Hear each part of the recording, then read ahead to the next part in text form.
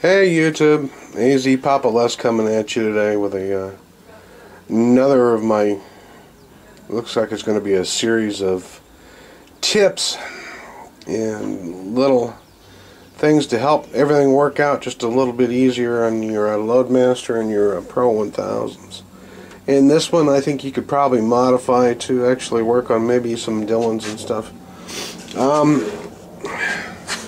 One of the big things when you're reloading is that you want to be able to verify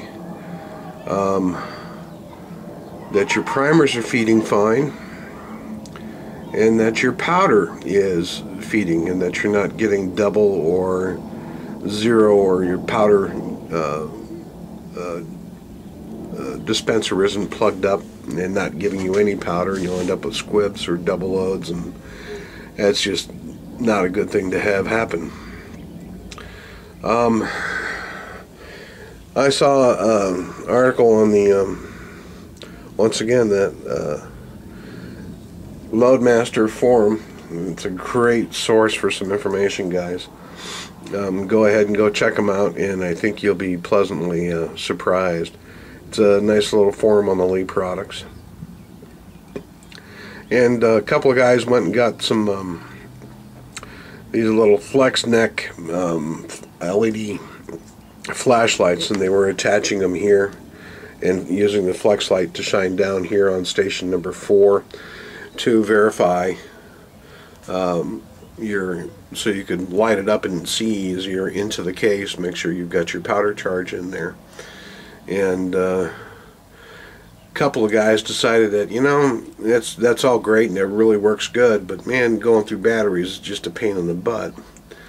So what this one guy did, he went and took one of these old cell phone chargers that you got laying around, and he used a 5 volt, and I happen to have a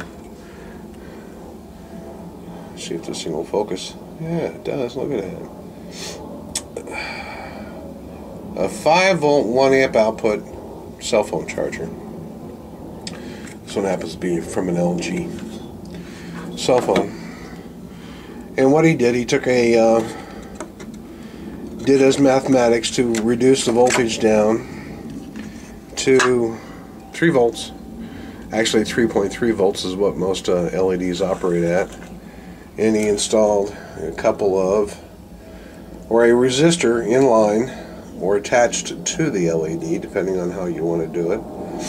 And then what it gives you is a super bright LED that shines down into your case. And this is how I did it. I've got my incoming line here, and then I've got it bust up, positive and negative, and then I've got, here's all my negatives to a common ground, and then here's my positive going through my resistor up to here and then out to one LED, and here's another positive coming in through the resistor up to here to another blue wire out. I've got 2 negatives going out. Actually, this is all positives. This is my grounds, and here's my grounds going out to my LEDs, and I've got them taped together, and I've got them routed around and up and around on some little stickum things that really don't work too good. And I've got it coming down here, and then I've got them, this one is the one coming into position number 4 to light the powder charge, and this is just some modeling clay that I stole from Gravy. And here's my LED in a little LED holder that I got from Radio Shack, and I've got it aimed so it lights up this position number 4. Here's one I've got with my terrible heat shrink tube and stuff that goes over here on the other side, and it lights up this area here on the primer feed on the Lee, so I can see real easily, and it lights up that primer chute from on the primer feed coming down to make sure that I in fact have primers feeding in smoothly. as the unit is cycling. And I've just got it out here like this, and that's what it's a T1 3/4, also known as a 5mm super bright LED. And I've got 2 of them running off this one pack here, and I could add, I've got room here on my little adapter thingy here so that I can add, and I'm thinking about doing it, a little mini vibrator to put on the bottom of my my powder feeder to make sure that I get some help with the consistency and density of the charges that I'm getting. So I've got this one here, and it's easy enough to hook up, and it would use the same 68 ohm resistors. And what I'll do is I'll list the part numbers at Radio Shack for the 68 ohm resistors and for the super bright LEDs that you can get. The LEDs, the 2-pack, I believe is all of like $2 or $3, and the resistors is also about the same price. The rest of it was made with just stuff I had laying around the house. And let me go down here, and I still don't have my wiring up in the shack, so I've got a extension cord running back up to the house, and I've got a little pigtail thing here that we'll plug into, and lo and behold, there's the LED. It's not super bright, but I tell you what, when you've got a case in here, you can easily tell. I mean, it just lights it right up inside the case, and you can tell whether there's a charge in the case or a double charge as it's feeding through. Even if I had the door closed, it'd be even more relevant. But I mean, it just really lights up the case, inside of the case, really nice and easy.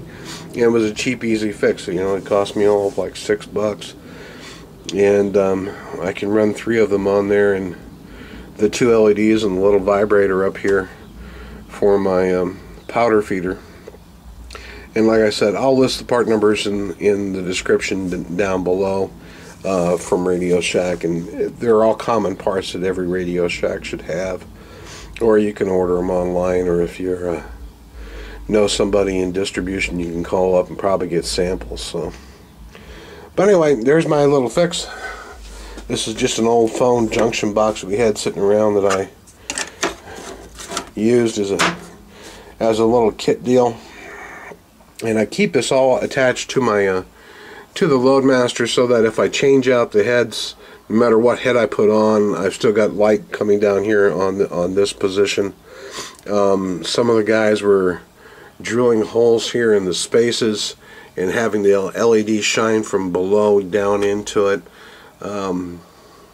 That's fine, however you want to do it. I mean, there's lots of different ways to do it. This is just the way I chose to do it. Doesn't make it the right way to do it, but it works for me, and I like it. I like it a lot. So anyway, there's my little lighting solution for my Lee Loadmaster, and you could do something very similar to this for the 1000 or the Dylan or the Hornady or the RCBS or any of them, because it's just, you know, you just got to get creative on how you attach it to the loader itself. So anyway, take care, YouTube, and remember, keep smiling. It makes people wonder what you've been up to. Bye-bye.